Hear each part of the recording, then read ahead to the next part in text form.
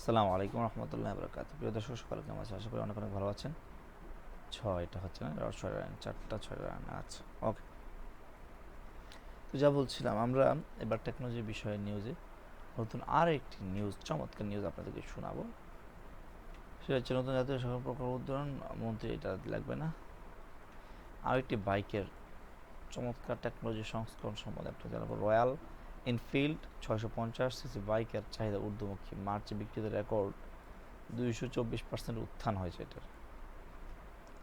বাইকটা দেখেন, বাইকটা দেখলে যদি আমার কাছে অতটা ভালো লাগে না, তবে দেখে মনে হচ্ছে একটা প্রিমিয়াম লুকিং একটা অবস্থা, তাই না?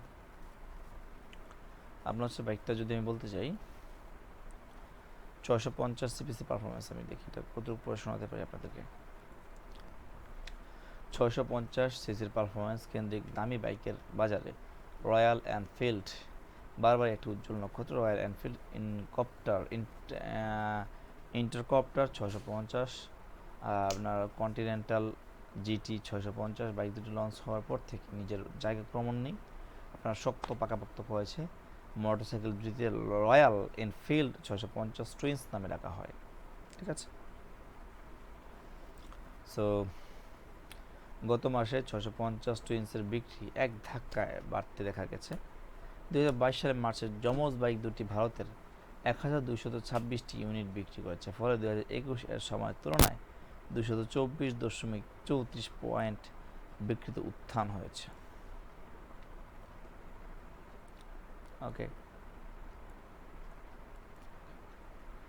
আবার চলতি বছরের ফেব্রুয়ারিতে আপনার 2469 ইউনিট 650 টুইন্স বিক্রি হয়েছিল। ফলে ফেব্রুয়ারি হিসাব অনুযায়ী পরের মাসে বিক্রি বাটায় পতন ঘটেছে 50.34। উল্লেখ্য যে রয়্যাল এনফিল্ড সেপ্টেম্বর মতো 650 ও কন্টিনেন্টাল 650 একই ইঞ্জিনে দৌড়ায়। 650 টুইন্সের নামে পিছনে কার্যকরী ক্ষমতা রয়েছে। ইঞ্জিন ছাড়াও এদের যন্ত্রাংশ পাওয়ার একটা মিল রয়েছে।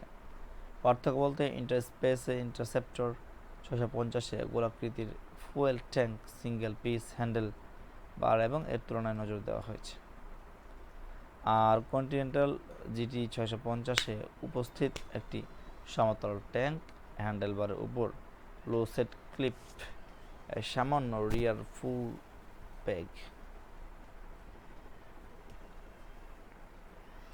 রাখা যায়।